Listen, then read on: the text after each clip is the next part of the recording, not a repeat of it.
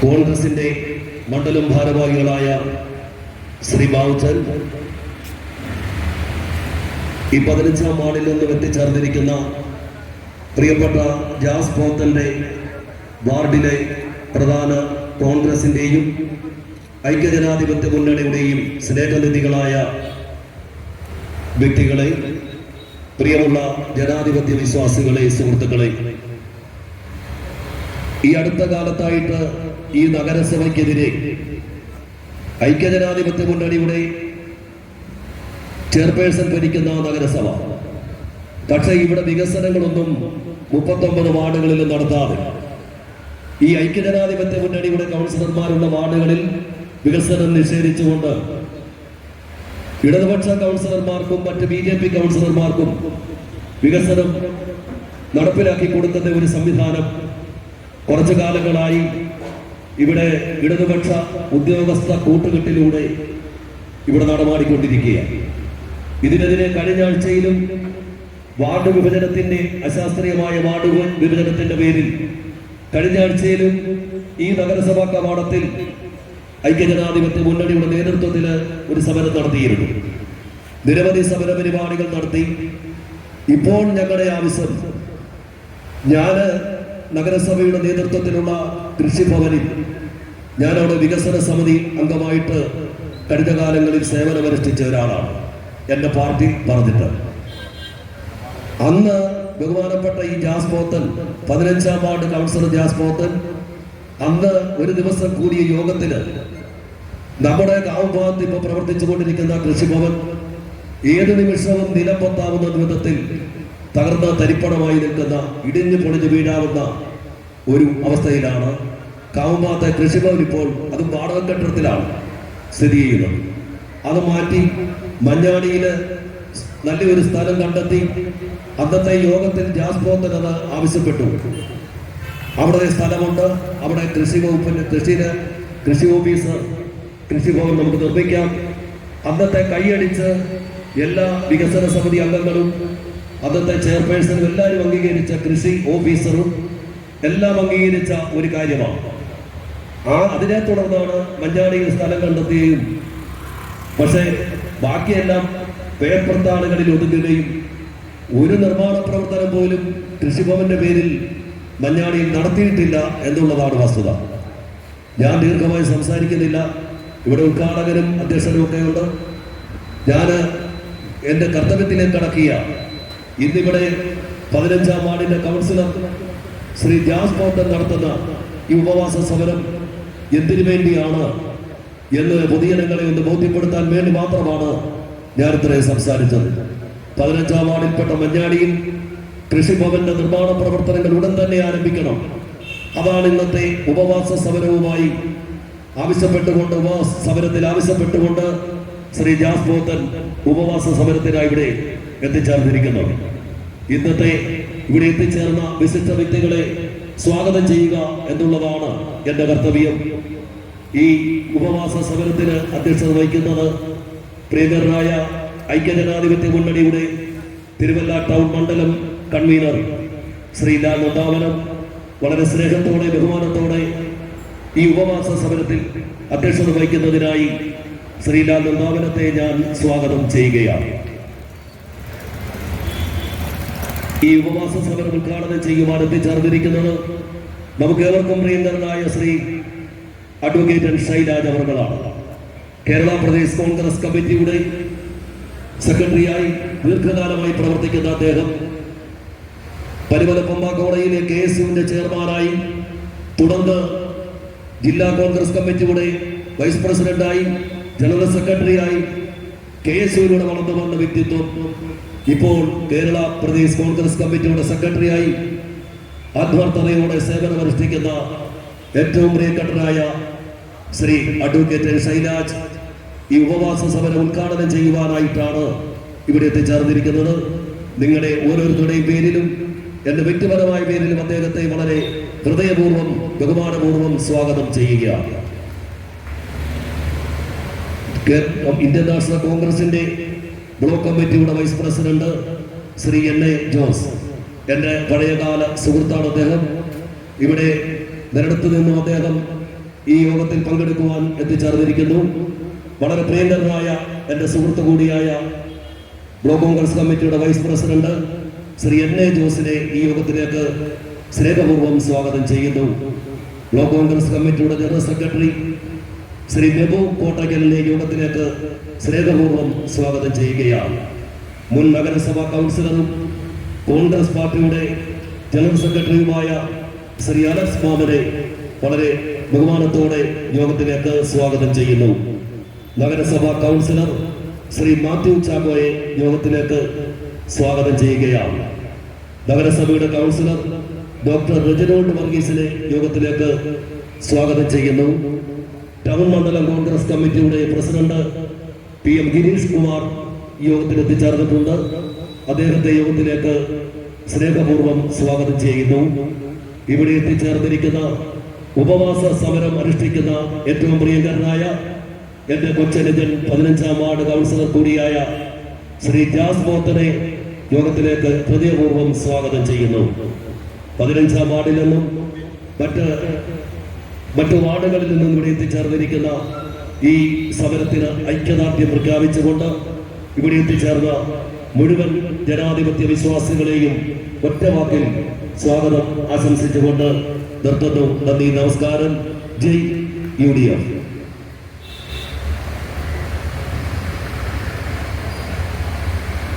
ബഹുമാനായ ഈ ഉപവാസ സമരത്തിൻ്റെ ഉദ്ഘാടകൻ, ഏറ്റവും പ്രിയപ്പെട്ട KPCCയുടെ സെക്രട്ടറി അഡ്വക്കേറ്റ് N. ശൈലജ അവർ, ഇന്ന് ഈ രാപ്പകൽ ഉപവാസ സമരം അനുഷ്ഠിക്കുന്ന 15ാം വാർഡ് കൗൺസിലർ ശ്രീ ജാസ് നാലിൽ പോത്തൻ, കോൺഗ്രസിൻ്റെ നേതാക്കന്മാരായ KP രഘുകുമാർ, N.A. ജോസ്, നെബു കോട്ടയ്ക്കൽ, നമ്മുടെ കോൺഗ്രസ് പാർലമെന്ററി പാർട്ടി ലീഡറും കൗൺസിലറുമായ മാത്യു ചാക്കോ, ഡോക്ടർ റെജിനോൾഡ് വർഗീസ്, മുൻ കൗൺസിലർമാരായ അലക്സ് മാമൻ, ജോയി പരിയാരത്ത്, മറ്റ് സ്നേഹം നിറഞ്ഞ കോൺഗ്രസ് പ്രവർത്തകരെ, ജനാധിപത്യ വിശ്വാസികൾ,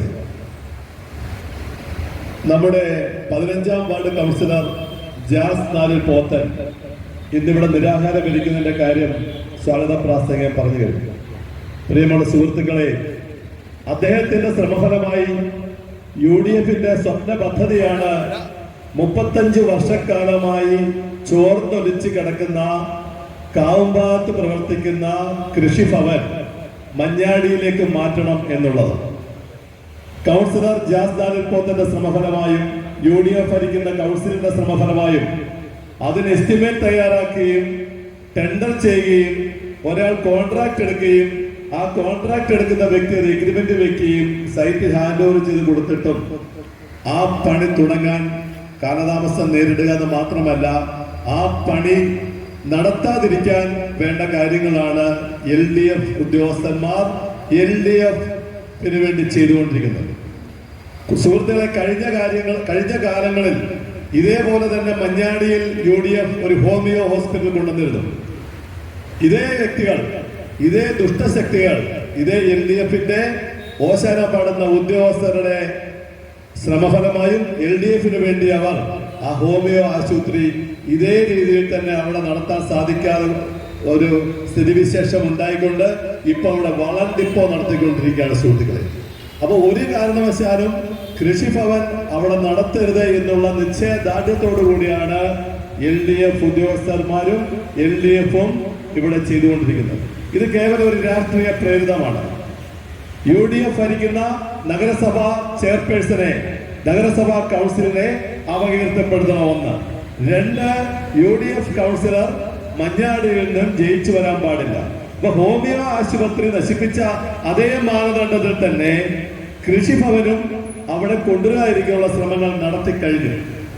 നമുക്കറിയാം, ഇവിടുത്തെ വികസന പ്രവർത്തനങ്ങളൊക്കെ അട്ടിമറിച്ചുകൊണ്ടിരിക്കുകയാണ്. ഇവിടെ നമ്മുടെ ഈ സമരവേദിയിൽ ഡോക്ടർ റെജിനോൾഡ് വർഗീസ് സാറുണ്ട്. അദ്ദേഹത്തിന്റെ 4.5 വർഷക്കാലത്തെ നിരന്തരമായ കൗൺസിലുള്ള ആവശ്യവും അദ്ദേഹം ഓടി നടന്നും നമുക്കറിയാം. അന്താരാഷ്ട്ര നിലവാരത്തിലുള്ള ഒരു സ്റ്റേഡിയം നമുക്കുണ്ട്. അദ്ദേഹത്തിന്റെ ശ്രമമായി ഒട്ടനവധി കാര്യങ്ങൾ അവിടെ ചെയ്യാൻ വേണ്ടി അദ്ദേഹത്തിന് ശേഷിയുണ്ട്. അദ്ദേഹം പല പ്രോജക്റ്റുകളും വെച്ചു. പക്ഷേ ഇതെല്ലാം DPR തയ്യാറാക്കി ഇവിടെ ഇറങ്ങിക്കൊണ്ടിരിക്കുകയാണ്.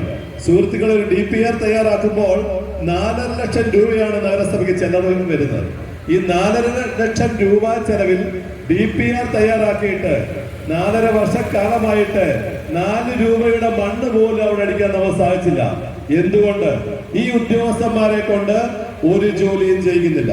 ഞങ്ങൾക്ക് ഇപ്പോഴത്തെ ഉദ്യോഗസ്ഥന്മാരിൽ എഞ്ചിനീയറിംഗ് വിഭാഗത്തിലെ ഉദ്യോഗസ്ഥന്മാരെ, ഇപ്പോഴത്തെ assistant engineer, assistant executive engineer പറ്റി ഒന്നും ഞങ്ങൾക്കൊരു പരാതിയുമില്ല. ആ പരാതി ഇല്ലാത്തത് കൊണ്ടാണല്ലോ 6 മാസക്കാലമായി വന്ന ആ 2 ഉദ്യോഗസ്ഥർ നല്ലവരായതുകൊണ്ടാണല്ലോ ഈ കഴിഞ്ഞ ദിവസം അവരെ എല്ലാം ഇവിടെ നിന്ന് സ്ഥലം മാറ്റാൻ ഓർഡർ വന്നതും കഴിഞ്ഞ ദിവസം UDF ഇവിടെ സമരം ചെയ്തു. അപ്പൊ നല്ലവരായ ഉദ്യോഗസ്ഥർ തിരുവല്ല നഗരസഭയിൽ ജോലി ചെയ്യാൻ വന്നാൽ ആ ഉദ്യോഗസ്ഥരെ 1 മാസം പോലും തികയുന്നതിന് മുമ്പ് ഈ LDF ഇവരെ അവരുടെ ഭരണ സ്വാധീനം ഉപയോഗിച്ചുകൊണ്ട് ഇവിടുന്ന് സ്ഥലം മാറ്റിക്കൊണ്ടിരിക്കുകയാണ്. 1.5 വർഷക്കാലമായി ഇവിടെ ഒരു സെക്രട്ടറി ഇല്ല. അതിനുശേഷം ഇവിടെ ഒരു സെക്രട്ടറി വന്നു. സെക്രട്ടറി 10 ദിവസം പോലും ഇവിടെ കാണുന്നില്ല. കാരണം സെക്രട്ടറിയോട് ഭീഷണിയാണ്. അദ്ദേഹം ഒരു നല്ല മനുഷ്യനായിരുന്നു. അദ്ദേഹത്തിനോട് ഒത്തിരി കാര്യങ്ങൾ ചെയ്യണമെന്ന് താല്പര്യമുള്ള ആളായിരുന്നു. പക്ഷെങ്കിൽ ഇവിടെ എന്തെങ്കിലും ചെയ്താൽ നിങ്ങളെ ഞങ്ങൾ ബിസിനസ് കേസിൽ കൊടുക്കും എന്ന് പറഞ്ഞുകൊണ്ട്, മുൻ സെക്രട്ടറിയുടെ അനുഭവം അറിയാമല്ലോ എന്ന് പറഞ്ഞുകൊണ്ട് അദ്ദേഹത്തെ ഭീഷണിപ്പെടുത്തിയാണ്. ഇവിടെ ഇതിനു മുമ്പ് ഒരു അസിസ്റ്റന്റ് എഞ്ചിനീയർ വന്നു. നല്ലതായിട്ട് ജോലി ചെയ്യുന്ന ഒരു അസിസ്റ്റന്റ് എഞ്ചിനീയർ ആയിരുന്നു. ആ മാഡത്തിന്റെ വീട്ടിൽ ചെന്ന് പറഞ്ഞു, നിങ്ങൾ ഇവിടെ ജോലി ചെയ്താൽ, നിങ്ങളുടെ വർക്കുകൾ യഥാസമയം എസ്റ്റിമേറ്റ് എടുത്താൽ നിങ്ങളെ ഞങ്ങൾ വിജിലൻസിൽ കൊടുക്കും. പഴയ സ്റ്റാലിന്റെ അനുഭവം അറിയാമല്ലോ. അപ്പം നല്ലവരായ ഉദ്യോഗസ്ഥരെ കൊണ്ട് ഭീഷണിപ്പെടുത്തി. നമുക്കറിയാം, കുട്ടികളെ വളർത്താനും വീട്ടിലെ ദൈനംദിന ചെലവിനും വേണ്ടി നട്ടം തിരിയുന്ന ഉദ്യോഗസ്ഥർ, 40,000 60,000 ശമ്പളം കിട്ടുന്ന ഉദ്യോഗസ്ഥരോട് ഭരിക്കുന്ന പാർട്ടിയുടെ ആളുകൾ വന്ന് ഭീഷണിപ്പെടുത്തുമ്പോൾ സാധാരണക്കാരായ ആളുകൾ, സാധാരണക്കാരായ ഉദ്യോഗസ്ഥർ അതിൽ വീണു പോകും എന്നുള്ള കാര്യത്തിൽ സംശയമില്ല. അപ്പൊ ഞങ്ങൾക്കൊന്നേ പറയാനുള്ളൂ, ഞങ്ങൾ നിയമവിരുദ്ധമായ ഒന്നും ഒരു ഉദ്യോഗസ്ഥരുടെ കയ്യിൽ നിന്നും ഞങ്ങൾ ആവശ്യപ്പെടുന്നില്ല. ഞങ്ങൾക്ക് അവകാശപ്പെട്ടത് UDF കൗൺസിൽ കൊണ്ടുവന്ന കൃഷിഭവൻ എന്തുകൊണ്ട് നടപ്പാക്കുന്നില്ല? അത് നടപ്പാക്കിയേ പറ്റൂ. അതുപോലെ തന്നെ നമുക്കറിയാം, നമ്മൾ ഇരിക്കുന്ന ഈ ഓഫീസ് ബിൽഡിങ്ങിന് സമീപം ഒരു ഓഫീസ് കോംപ്ലക്സ് UDFന്റെ സ്വപ്ന പദ്ധതിയാണ്. അതുപോലെ രാമപുരം ഷോപ്പിംഗ് കോംപ്ലക്സ്, ആ ക്രിമറ്റോറിയം 20 കോടി രൂപയുടെ ചെലവിലുള്ള നമ്മുടെ ക്രിമറ്റോറിയം നവീകരണം, അതുപോലെ തന്നെ 18 കോടി രൂപയുടെ സ്ലോട്ടർ ഹൗസ് നവീകരണം, അതുപോലെ AC convention centre, take a break. തിരുവല്ലയിൽ ആദ്യമായി കേരളത്തിൽ ടേക്ക് എ ബ്രേക്കിന് ഡിസൈൻ ചെയ്തത് തിരുവല്ലയിലെ ഉദ്യോഗസ്ഥരായിരുന്നു, മിടുക്കരായ ഉദ്യോഗസ്ഥർ. ആ ഉദ്യോഗസ്ഥരെ കൊണ്ട് അതിപ്പോ ചവറ്റുകുട്ടയിലാണ്. എല്ലാ പഞ്ചായത്തിലും ടേക്ക് എ ബ്രേക്ക് പണിതിട്ടും നമുക്കിവിടെ ടേക്ക് എ ബ്രേക്ക് പണിയാൻ സാധിച്ചില്ല. ആലോചിച്ചോളൂ, UDF പ്രവർത്തകരാണോ ടേക്ക് എ ബ്രേക്കിൽ പോകുന്നത്? UDF പ്രവർത്തകർക്ക് മാത്രമാണോ ഇവിടുത്തെ ഷോപ്പിംഗ് കോംപ്ലക്സ്, ഇവിടുത്തെ നമ്മുടെ ടൗൺ ഹാൾ, അതുപോലെ തന്നെ ഓഫീസ് കോംപ്ലക്സ്? അപ്പൊ ഇതൊന്നും UDF പ്രവർത്തകർക്ക് ആസ്വദിക്കാനുള്ളതല്ല. സാധാരണ ജനങ്ങൾക്ക് വേണ്ടി, ഇവിടുത്തെ നികുതിദായകർക്ക് വേണ്ടി UDF കൊണ്ടുവന്ന സ്വപ്ന പദ്ധതികളെല്ലാം തന്നെ ഇവർ നശിപ്പിച്ചുകൊണ്ടിരിക്കുകയാണ്. ഞങ്ങൾക്കൊന്നേ ഉദ്യോഗസ്ഥരോട് പറയാനുള്ളൂ, കാലമൊക്കെ മാറും, നിങ്ങൾ ഭയപ്പെടേണ്ട കാര്യമില്ല. 2026 ആകുമ്പോൾ ഇവിടുത്തെ ഭരണം UDFന്റെ കയ്യിൽ എത്തും എന്നുള്ള കാര്യത്തിൽ യാതൊരു സംശയമില്ല. കാരണം ജനങ്ങൾ അത്രമാത്രം പൊറുതിമുട്ടി. എല്ലാം രാഷ്ട്രീയ പ്രേരിതമായി കാണുക. ഒരു വാർഡിൽ നമുക്കറിയാം 55 ലക്ഷം രൂപ മുടക്കി പാലിയക്കര പള്ളി മുതൽ സാൽവേഷൻ ആർമി വരെ ഒരു റോഡ് നഗരസഭ നിശ്ചയദാർഢ്യത്തോടു കൂടി എടുത്തൊരു വർക്കായിരുന്നു. 39 വാർഡിലെയും പൈസ ഇട്ടുകൊണ്ട് അതൊരു ബൈപ്പാസ് റോഡായി ഇവിടെ റോഡ് പണി ആരംഭിക്കാൻ എന്തുമാത്രം സമരം ചെയ്തു. 3.5 വർഷക്കാലം അത് ചുവപ്പ് നാടയിൽ കുരുങ്ങിക്കിടന്നു. UDF നിരന്തരമായി സമരം ചെയ്യുകയും UDF നമുക്കറിയാം, ഇവിടെ ഇരിക്കുന്ന Congress parliamentary party leader Shri Mathew ചാക്കോയുടെ ശ്രമഫലമായാണ് ആ റോഡ് അവിടെ വന്നത്. പക്ഷെ അദ്ദേഹത്തിന്റെ ശ്രമഫലമായി ഈ റോഡ് വന്നതിന്റെ ഒറ്റ കാരണം കൊണ്ട് ആ റോഡ് അവിടെ നടക്കാതിരിക്കാൻ വേണ്ടി, റോഡിന്റെ പണി നടക്കാതിരിക്കാൻ വേണ്ടി ഈ അവിശുദ്ധ കൂട്ടുകെട്ട്, ഈ CPM BJP അവിശുദ്ധ കൂട്ടുകെട്ട് ആ വർക്കുകൾ വർഷങ്ങളോളം 4 വർഷക്കാലമായി ആ വർക്ക് നടത്തിയിട്ടില്ല സുഹൃത്തുക്കളെ. അവസാനം നിരന്തരമായ സമര പരിപാടിയിലൂടെ ഈ കഴിഞ്ഞ ദിവസം അതിന്റെ 500 മീറ്റർ നീളം, 2000 മീറ്റർ നീളം ടാർ ചെയ്യേണ്ട വർക്കിന്റെ 500 മീറ്റർ നീളം അദ്ദേഹത്തിന്റെ വാർഡ് കവർ ചെയ്യുന്നതിന്റെ 3/4 വരെ ടാർ ചെയ്തു. അപ്പൊ എന്ത് വികസന പ്രവർത്തനം കൊണ്ടുവന്നാലും ഇത് തടസ്സപ്പെടും. എന്തിന്? അപ്പൊ ഇലക്ഷനെ നമ്മൾ ഫേസ് ചെയ്യുമ്പോൾ ഇപ്പൊ തദ്ദേശ സ്വയംഭരണ വകുപ്പ് തെരഞ്ഞെടുപ്പ് നടക്കാൻ പോവുകയാണ് 3-4 മാസത്തിലാണ്. അപ്പൊ UDF-നെ കൊണ്ട് ഒന്നിനും കൊള്ളില്ല, ഇവിടുത്തെ കൗൺസിലിനെ കൊണ്ട് ഒന്നിനും കൊള്ളില്ല എന്ന് പറഞ്ഞുകൊണ്ട് ജനങ്ങളുടെ മുമ്പിലോട്ട് ഇവർ ഇറങ്ങിക്കൊണ്ടിരിക്കുകയാണ്. അപ്പൊ നമ്മളൊന്ന് മനസ്സിലാക്കണം, UDF-നെ കൊണ്ട് കൊള്ളില്ല, UDF-ന്റെ വികസന മുരടിപ്പ് എന്ന് പറയുമ്പോൾ 10 കോടി രൂപയുടെയും 18 കോടി രൂപയുടെയും സ്ലോട്ടർ ഹൗസ് ഉൾപ്പെടെയുള്ള കാര്യങ്ങൾ 2 വർഷം കഴിഞ്ഞ് ടെൻഡർ ചെയ്യുമ്പോൾ അത് 30 കോടി രൂപയാവും. ആലോചിച്ചോളൂ, തിരുവല്ലയുടെ നികുതിദായകർക്ക് ഇപ്പോൾ നമ്മൾ ഇട്ടിരിക്കുന്ന പ്രോജക്റ്റുകളുടെ എല്ലാം കൂടെ പണം കണക്കുകൂട്ടിയാൽ 120 കോടി രൂപ വരും. അപ്പൊ 2 വർഷക്കാലം കഴിഞ്ഞ് ഈ വർക്ക് നടക്കുകയാണെങ്കിൽ നമുക്കൊരു 180 കോടി രൂപയുടെ നഷ്ടമുണ്ടാവും. കാരണം ഇപ്പൊ റേറ്റ് റിവിഷൻ വരാൻ പോവാണ്. അപ്പൊ റേറ്റ് റിവിഷൻ വന്നതിന് ശേഷമേ ഇനി ടെൻഡർ ചെയ്യാൻ പാടുള്ളൂ. അത് ഈ ബുദ്ധി കേന്ദ്രങ്ങൾക്ക് അതറിയാം. അപ്പൊ കാലങ്ങൾ അത് മാറിക്കഴിയുമ്പോൾ നമ്മുടെ നികുതിദായകർക്ക് 60 കോടി രൂപയുടെ നഷ്ടം ഉണ്ടാകുമ്പോൾ, അപ്പൊ ഇങ്ങനെയുള്ള കാര്യങ്ങൾ ഞങ്ങൾ പൊതുജന മധ്യത്തിൽ തുറന്നു കാണിക്കും. അതുപോലെ തന്നെ ഞങ്ങൾക്കിനിയും ഈ വൈകിയ വേളയിൽ ഒന്നും പറയാനില്ല. അടിയന്തരമായി ഈ വർക്ക് അവിടെ തുടങ്ങാൻ ഉദ്യോഗസ്ഥ ദുഷ്പ്രഭുക്കൾ തയ്യാറായില്ല എങ്കിൽ നിങ്ങളുടെയൊക്കെ ഫോട്ടോ വെച്ച ഫ്ലെക്സുകൾ ഞങ്ങൾ തിരുവല്ലയുടെ 39 വാർഡുകളിൽ വെച്ചുകൊണ്ട് നിങ്ങളുടെ അഴിമതി തുറന്നു കാണിച്ചുകൊണ്ട് ഞങ്ങൾ പൊതുജന മധ്യത്തിലേക്ക് ഇറങ്ങിച്ചെല്ലും എന്നുള്ള കാര്യത്തിൽ സംശയമില്ല. ആയതുകൊണ്ട് ആ ഫയലിന്റെ ചുവപ്പ് കെട്ടുകളെല്ലാം, ചുവപ്പ് നാടയുടെ കെട്ടുകളൊക്കെ അഴിച്ച് ഇന്ന് തന്നെ അതിനുള്ള ഒരു പരിഹാരം ഉണ്ടാക്കാത്ത പക്ഷം ഈ സമരം ഞങ്ങൾ വാർഡുകൾ തോറും ഞങ്ങൾ ഇറങ്ങി ജനങ്ങളെ ബോധവൽക്കരിച്ചുകൊണ്ട് ശക്തമായ സമര പരിപാടികളുമായി ഈ ഉദ്യോഗസ്ഥർക്കെതിരെ ഞങ്ങൾ നീങ്ങും എന്നുള്ള കാര്യത്തിൽ സംശയമില്ല. ഞങ്ങൾ ആരും ഉദ്യോഗസ്ഥർക്കെതിരല്ല. നിങ്ങൾ ആരുടെയും കയ്യിലേക്ക് കളിപ്പാവകളായി മാറിയാൽ അത് ഞങ്ങൾ ഉത്തരവാദിയല്ല. നമുക്കറിയാം, ഇവിടുത്തെ ഹെൽത്ത് ഡിപ്പാർട്ട്മെന്റ് നല്ലതായിട്ട് പോകുന്നു, റവന്യൂ ഡിപ്പാർട്ട്മെന്റ് നല്ലതായിട്ട് പോകുന്നു. പക്ഷേ വികസന പ്രവർത്തനം ജനങ്ങളിലേക്ക് എത്തിക്കേണ്ട LSTD കൊണ്ട്, വികസന പ്രവർത്തനം നടത്തേണ്ട എഞ്ചിനീയറിംഗ് വിഭാഗത്തെ കൊണ്ട് ഒന്നും ചെയ്യിക്കാത്തത് ഈ LDF BJP അവിശുദ്ധ കൂട്ടുകെട്ടാണ്. ഈ കൂട്ടുകെട്ടാണ് നമുക്ക് ഇഷ്ടപ്പെടാത്ത കാര്യങ്ങൾ. അപ്പോൾ തീർച്ചയായിട്ടും ഈ ഉദ്യോഗസ്ഥർ ഞങ്ങൾ ന്യായമായ അവകാശം ഉന്നയിച്ചുകൊണ്ടാണ് ഈ ഉപവാസ സമരം. തീർച്ചയായിട്ടും ആ കൃഷിഭവൻ കെട്ടിടം എന്ന് കല്ലിടും, എന്ന് തുടങ്ങാൻ പറ്റുമെന്ന് ഉത്തരവാദപ്പെട്ട ആളുകൾ ഞങ്ങളോട് അറിയിക്കുന്നിടം വരെ ഞങ്ങൾ ഈ സമര പരിപാടിയുമായി മുമ്പോട്ട് പോകും എന്ന് പറഞ്ഞുകൊണ്ട് നിർത്തട്ടെ. നന്ദി, നമസ്കാരം. ജയ് UDF. ശ്രീ ലാൽ നന്ദാവനും ഈ ഉപവാസ സമരം നയിക്കുന്ന എൻ്റെ പ്രിയ സഹോദരൻ ശ്രീ ജാസ് പോത്തൻനാലിൽ, ബഹുമാന്യനായ Shri NA Jose, Shri Nebu Kottakkal, Shri Mathew Chacko, doctor Reginald, മറ്റ് ശ്രീ രവികുമാർ, സ്നേഹികളായ കോൺഗ്രസിൻ്റെയും ഘടകകക്ഷിയുടെയും നേതാക്കളെ, സുഹൃത്തുക്കളെ, ഇവിടെ ഇങ്ങനെ ഈ ഒരു സമരത്തിൻ്റെ ഉദ്ദേശശുദ്ധിയെക്കുറിച്ച് ബഹുമാന്യനായ ശ്രീ ലാൽ നന്ദാവനം വിവരിക്കുകയുണ്ടായി. തിരുവല്ല മുനിസിപ്പാലിറ്റിയുടെ നാഡീ സ്പന്ദനങ്ങൾ അറിയാവുന്ന, ഇവിടെ ഒരു ഇല പൊഴിഞ്ഞാൽ അതിനെക്കുറിച്ച് പോലും അറിയാവുന്ന ലാൽ നന്ദാവനം വിശദമായി തന്നെ ഈ സംഭവത്തെക്കുറിച്ച് വിശദീകരിച്ചു. നമുക്കറിയാം, ഈ മുനിസിപ്പാലിറ്റിയിൽ വികസന പ്രവർത്തനങ്ങൾ നടത്തുന്നതിനെതിരെ ഇവിടുത്തെ ഉദ്യോഗവൃത്തം നടത്തുന്ന ഗൂഢാലോചനയ്ക്കെതിരെയാണ് ഇന്ന് ഈ സമരം. എനിക്ക് മനസ്സിലാക്കുവാൻ കഴിഞ്ഞ തിരുവല്ല പോലുള്ള പ്രദേശത്ത് ജാസ് പോത്തനെ പോലെയുള്ള യുവജന നേതാവ് ഇന്ന് ഈ സമരം സംഘടിപ്പിക്കുമ്പോൾ അദ്ദേഹത്തിന്റെ വാർഡിനോടുള്ള അവഗണന മാത്രമല്ല നാം കാണുന്നത്. LDF എന്ന് പറയുന്ന കുറുമുന്നണി കൂട്ടുകെട്ടിനെതിരെ അവർക്കറിയാം, അല്ലെ BJPക്ക് അറിയാം, ജാസ് പോത്തനെ പോലെയുള്ള ഒരു നേതാവ് നാളെ അദ്ദേഹത്തിന്റെ ഇങ്ങനെയുള്ള പ്രവർത്തന പരിപാടികളുമായി മുമ്പോട്ട് പോയാൽ അദ്ദേഹത്തിന്റെ വാർഡിലെ ആളുകളോടുള്ള സമീപനങ്ങൾ കൊണ്ട്, അല്ലെ തിരുവല്ല മുനിസിപ്പാലിറ്റിയിലെ ഇതര വാർഡുകളിൽ അദ്ദേഹം നടന്ന പ്രവർത്തനങ്ങൾ കണ്ടുകൊണ്ട് നാളുകളിൽ ജാസ് പോത്തന്റെ നേതൃത്വത്തിൽ അദ്ദേഹം ഒരു മുനിസിപ്പൽ ചെയർമാൻ ആകുമോ എന്നുള്ള ഭയം കൊണ്ട് പോലുമാണ് ഈ LDF സർക്കാർ, LDFന്റെ നേതൃത്വത്തിലുള്ള BJPയുടെ നേതൃത്വത്തിലുള്ള നേതാക്കന്മാർ അദ്ദേഹത്തിനെതിരെ രംഗത്തെത്തിയിരിക്കുന്നത്. വികസന പ്രവർത്തനങ്ങൾ മാത്രം ലക്ഷ്യമാക്കിക്കൊണ്ട് കേരളത്തിലെ തദ്ദേശ സ്വയംഭരണ സ്ഥാപനങ്ങൾ മുമ്പോട്ട് പോകുമ്പോൾ അതിനെ തുരങ്കം വയ്ക്കുവാനായിട്ട് LDF-ന്റെയും BJP-യുടെയും നേതാക്കൾ, LDF, BJP കുറുമുന്നണികൾ രംഗത്ത് വന്നിരിക്കുന്നു. നമ്മൾക്കറിയാം, അധികം താമസിയാതെ 10 മാസം കഴിയുമ്പോൾ ഈ കേരളത്തിന്റെ ഭരണം കേരളത്തിലെ കോൺഗ്രസ് ഐക്യ ജനാധിപത്യ മുന്നണിയുടെ നേതൃത്വത്തിൽ അധികാരത്തിൽ വരും എന്നുള്ള കാര്യത്തിൽ യാതൊരു സംശയവുമില്ല.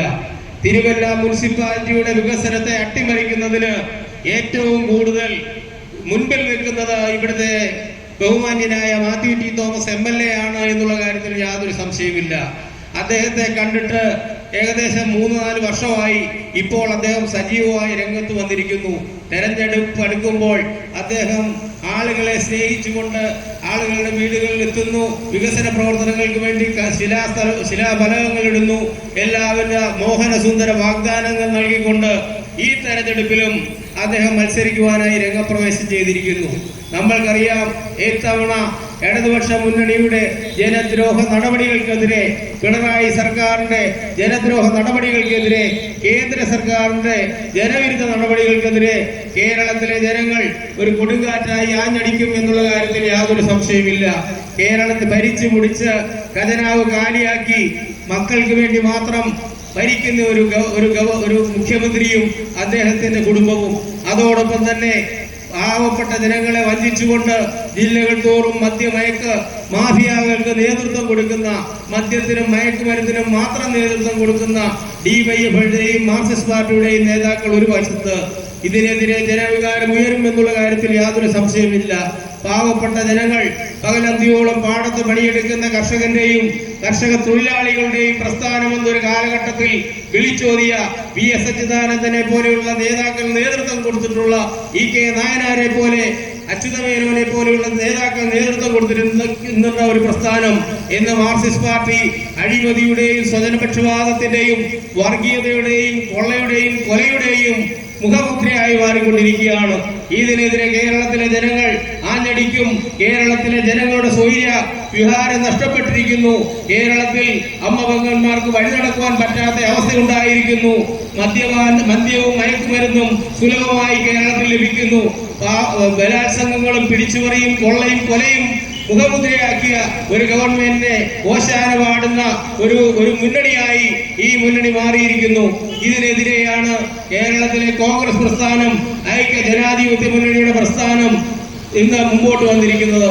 നമ്മളെ സംബന്ധിച്ചിടത്തോളം ജാതി മത തത്വവർഗ ചിന്തകൾക്ക് അതീതമായിട്ട് ജാതിയുടെയും മതത്തിന്റെയും വർഗീയതയുടെയും പേരിൽ LDF സർക്കാർ ഓരോ മുന്നണികളെയും ഓരോ പ്രസ്ഥാനത്തെയും കൂട്ടുപിടിച്ചുകൊണ്ട് കേരളത്തിൽ അനിശ്ചിതാവസ്ഥ സൃഷ്ടിച്ചുകൊണ്ട് മുമ്പോട്ട് പോവുകയാണ്. അഴിമതിക്കെതിരെ പോരാടുവാൻ, കേരളത്തിൽ സംശുദ്ധമായ ഒരു ഭരണം കാഴ്ചവെക്കുവാൻ ഐക്യ ജനാധിപത്യ മുന്നണിയുടെ നേതൃത്വത്തിലുള്ള ഒരു ഗവൺമെന്റ് ഉണ്ടാകും എന്നുള്ള കാര്യത്തിൽ സംശയമില്ല.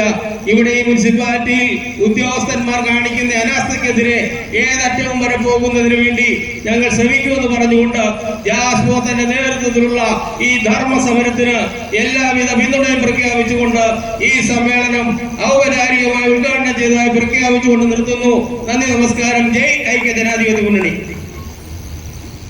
ഈ ഉപവാസ സമരത്തിന് ആശംസ അർപ്പിച്ചുകൊണ്ട് ഇന്ത്യൻ നാഷണൽ കോൺഗ്രസിന്റെ Thiruvalla block general secretary Shri NA ജോസിനെ സാദരം ക്ഷണിച്ചു.